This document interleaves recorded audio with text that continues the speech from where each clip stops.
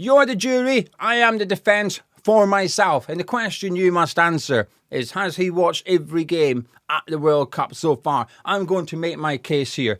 As you know, at the start of the World Cup, my aim was to watch every single match. We had 104 games. The only time I was going to have a bit of an issue is when there was 2 games on at once for round 3 of the fixtures, the last group stage game in each group. But I was going to have the TV and the iPad. I was going to be watching both games to some extent. But that's all I could do. There's nothing I could do about that. So that was my plan.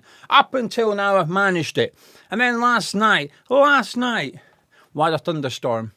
As we approached half-time in the French game, the conditions were bad. And then it was announced at half-time, delayed. Second half, delayed. Until when? Don't know. It's just delayed. It needs to go away. Then 15 minutes later, they can resume play. So there I was at 11 o'clock, sat there going, well, what am I going to do? I've got 2 hours till the next game. Don't know when this game's going to be played. Eventually it got underway just before 1 o'clock as the Senegal game kicked off. But I did my best. I had the TV and the iPad set up. On the telly, I had Senegal against Norway. On the iPad, I had France v Iraq. Does that count? I think it should. I've made a lot of sacrifices to get to this point. I'm not letting a thunderstorm, something out of my control, take this away from me. I plead to you, my jury. Can we say I've watched every game at the World Cup so far? I would argue technically I still watched the second half. I'll be honest with you. I barely glanced at the iPad. I thoroughly enjoyed the Norway-Senegal game. I looked at it when there was a goal and I just watched the replay. I didn't even see the goal in real time. I had to watch the replay. But there you go. However, it did work out. I took a gamble last night because upon hearing the news, second half is delayed, don't know when till. I thought there's 2 hours till the next game. So I'm going to have a nap. So I went for an hour and a half nap. So just after 11, went down, thought, set my alarm, 12:30, get up half an hour before the Norway-Senegal game. An unexpected nap as well, I should say. And I woke up, checked, and the France game hadn't resumed. I hadn't missed any football, but I got an hour and a half kip. Oh, I felt so good for it. I felt so much better for it. Anyway, let me know in the comments below what you think of the World Cup thus far. If you watched any action last night, let's get on with discussing it. It's the show of Messi, Mbappe and Haaland again. I've seen so many people doing that bet. I am pissed off because it happened in the first round of fixtures. Harry Kane as well. So loads of people had that fourfold on for those 4 players to score a brace. Cashed it right in. They've done it again last night. Those 3 players mentioned, 120 to 1 for the 3 of them to score a brace each. And there's some people with Kane and on the fourfold, so big night for them. Some serious 4-figure sums of money being won by people. Proper annoyed that I didn't do those bets myself. But regardless, Argentina 2, Austria 0. And it was a little bit of the Messi show. You know, this guy's got serious privileges, doesn't he? Just walks about. Out of possession, Argentina are playing with 10 men. He just walks about. Whenever Austria got the ball and broke, he would just walk from the penalty spot back to the halfway line. He didn't even jog. He was just walking. But when you're as good as he is, I mean, it's his Achilles heel, isn't it, Messi? He's never been the best. It's madness. I think he's the best player I've ever seen play. Is he the best ever? I don't know. I've never seen Maradona play. I've never seen Pele play. I can't compare, right? But he's the best I've ever seen play. So for me, he's the best footballer ever because of who I've seen play. And the amount of stuff he can do and the amount of things he's done over his career is crazy. But when it comes to penalties, he's never been the best at them, which is just strange when you think about it, because you could be the worst footballer in the world, but a really good penalty taker. Let's take West Ham's former captain, Mark Noble, an average Premier League midfielder, right? But when it came to penalties, that guy was the king, right? He was untouchable, rarely missed. Unbelievable from the spot. Yeah, you've got the best player ever. Not that great from the penalty spot. Anyway, he missed a pen, and then he goes and gets the goal to break the record of the leading goal scorer in World Cup history with a very messy goal. I mean, imagine leaving him unmarked on the edge of the box there, Austria. What are you doing? But fantastic finish from him. Austria were just stale, just boring. They just kept passing it around. They barely had a shot. They didn't create anything. Even at 1-0 down with 15 minutes to go, they were just passing it from centre-back out to the side out to the wing, and just back again, out to the other one, back again. There was no cross, there was no penetration, there's no long-distance efforts, nothing. I felt like they were okay with a 1-0 defeat. Honestly, when I was watching it, I felt Austria were okay losing 1-0. But Argentina went to make it 2-0. And this first touch from Messi is unbelievable. It was one of them, when it happens in real time, you're like, what's happened there? Because it just sort of like hits Messi and bounces. And you're thinking, well, that was a bit weird. Blocked, rebound, scored. But when you watch the replay, his first touch is incredible. I mean, it's an awful pass. It's an absolute stinking pass. It's like kicked at him at knee height from 10 yards away. It's a really bad ball.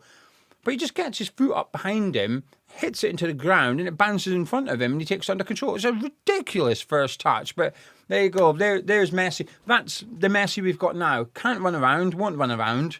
But when it matters, he puts the ball in the back of the net, and his technique, he's still got it. His legs might not have it anymore, but his feet certainly does. And then we had France 3, Iraq 0 with a massive 2-hour gap for half-time. No hydration break in the second half. So that's funny, isn't it? They can bin off the hydration break when it suits them. Mbappe with a couple of goals, Dembele with one as well. I think Iraq made it uncomfortable for them in the first half. They weren't good, Iraq, and you wouldn't expect them to be good enough to beat France. But they had a lot of energy. They were chasing everything. They were just making it as difficult as they could for the French. Mbappe got the opener. A good strike. One of them, the more you watch it, you wonder how the keeper hasn't got to it. He gets his fingers to it, but he sees it really late because of the way that Mbappe struck it with the defenders in front of him.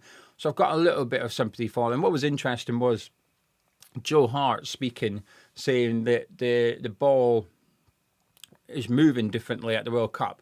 So when players are taking long shots, it's really difficult for the goalkeeper. And when you think about the goals that have been scored at the World Cup so far, against Croatia, against Pickford, for example, there are a lot of long-range efforts that you would expect a keeper to do better on, and they're getting the fingers to it, but they're not able to keep it out for whatever reason. So maybe there is something in what Hart's saying. The more I watch it, it's hard because I don't feel like it moves. It might move vertically, but certainly horizontally, the Mbappe effort was quite straight as an arrow. I just think the keeper's seen it late. That was all.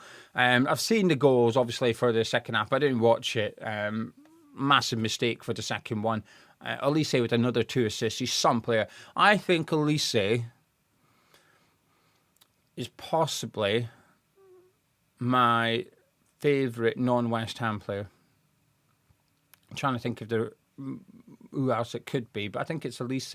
Just an incredibly gifted footballer. I like his vision, his technique, his passing. I think he's world class. I think he's absolutely fantastic. I think he's a joy to watch. I enjoy watching Elise play football. When he gets the ball, I expect him to make things happen, and quite often he does. I'm a big fan. Norway 3, Senegal 2. This was a great game of football. I thoroughly enjoyed this one. I was looking forward to it. And even though it was very late on in the half that Norway scored, I feel like it could have been 1-1, 2-2 before then. It was just end to end. There was a lot of opportunities for both teams. Two teams just trying to win a game of football, and both teams with players good enough to win games of football as well. I thought this was a great game. I thought Norway were the better team over the course of 90 minutes, but they had to really wait to get that opener. Pedersen getting the goal for Norway. Haaland should have scored in the first half and did score just after. That 10 minutes, 5 minutes before the end of the first half and 5 minutes at the start of the second half, that 10 minutes, Norway could have scored 3 or 4 goals in that period. I'm liking what I'm seeing from the Norwegians. I fancied them to go through. I think I had France, Norway, Senegal is my 3 in predictions. I'm quite confident that was my predictions. That's going to happen. And but Norway were enjoyable to watch, actually. The pass, Odegaard's pass to Haaland for his first one to make it 2 for Norway was fantastic. The easy passes to the right. I can't recall the Norwegian player on the right-hand side, Sorloth maybe, but there was someone on the right-hand side. He was free, but he was too wide of the goal. He would have had to cross it to Haaland. And Odegaard had Haaland running, but there was 3 Senegal players in between him and Haaland. So the pass had to be incredibly precise. It was a very difficult pass to do. and he just gets it spot on. The pass is outstanding. Bear in mind, they're travelling at a quick speed as well. It's a counter-attack from Norway. But the ball through is lovely, and Haaland gets under control, finishes it. His second, Norway's third, with the right foot. The way he reacts as if say, yeah, that's what I do. That's what I do. But Senegal made a good effort of it in the second half. Sarr with a couple of goals. Could have had a hat-trick as well. That header at the very, very end of the match as well. And saying that, Haaland could have and should have had a hat-trick himself. But this was a great game of football. And Senegal, that was an important goal to make it 3-2. That consolation goal could be important. Because at the minute, they've got no points. And you would expect them to beat Iraq. And there's pressure on them because not only do they have to beat Iraq, they were going to have to stick a couple past them as well. So that goal, just to slow that goal difference down, because they're on -3 at the minute, they're going to need to beat Iraq by a couple of goals, I think.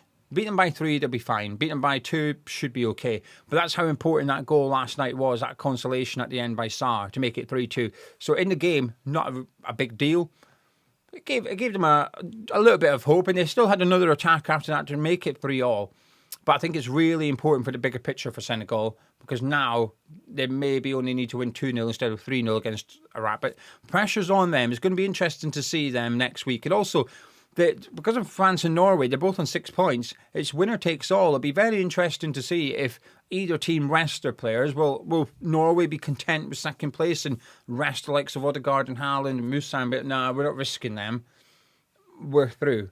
Or are they going to go full strength and try and beat France and finish top and get perhaps a more favourable draw?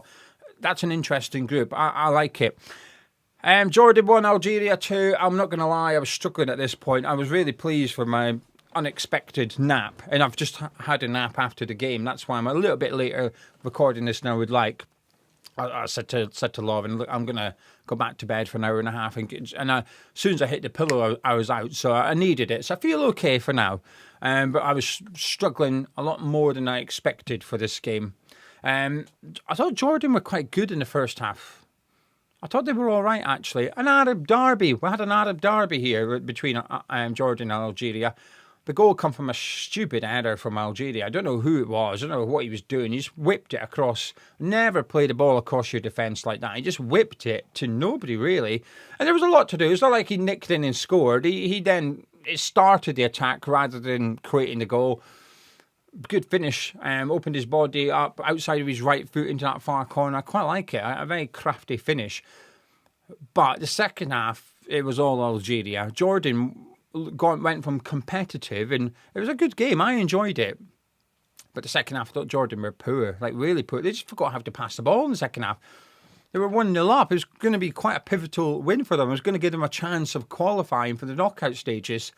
But instead, Algeria just turned it up a notch and Jordan turned it down a dial. A combination of the two is a really bad thing. Great header to make it 1-0. And the Moussa, I've discovered a player. Never heard of this guy in my life. Number 11 for Algeria, Moussa. Hey, come on. I like him. I like the way he moves with the ball. One of those players that runs at your opponent and uses the sole of his foot to control the ball, stuff like that. I like players that can really keep the ball, that can move quick but keep the ball close to their body.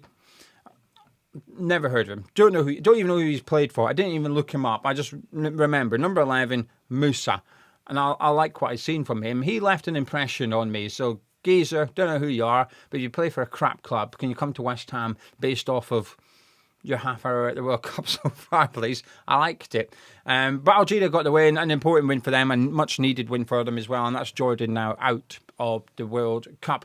Tonight we've got the last of the round 2 fixtures of the group stages. It's getting crunchy now. Plenty of teams through, plenty of teams out, and a lot hanging in the balance so far. Obviously, we've got England out tonight as well, who I need to win. It's a horrible position to be in as a Scotland fan, but I do hope England win 3-0 or something, just to really batter Ghana's goal difference so it's worse than Scotland's, and therefore if Ghana finish third, we're likely to finish above them. But I think the results so far this week have been quite nice for Scotland. I think it's looking every day. The chance of us qualifying increases, and it's the most Scottish thing ever. Beat Haiti and just don't get battered in your 2 games. You can lose your next 2, just don't get battered, and you'll be all right. happen. It shouldn't be like this. It's horrible. It absolutely stinks because it encourages teams to play for a 1-0 defeat. And I think that's a really bad thing. To win one game and lose two and go through, it shouldn't happen, really. I don't like it. We're going to benefit from it, but it doesn't mean I'm a fan of it. But regardless, we're not there yet, though. But we might get something against Brazil. It's still in our hands. Draw and we'll be through, regardless of what other people do. But I would be lying if I said I didn't look at the other results with Scotland in mind. I certainly do that. Anyway, thank you very much for joining me. Please do drop a like on the video by clicking thumbs up, subscribing to Tartan Geo, and I'll catch you in a bit.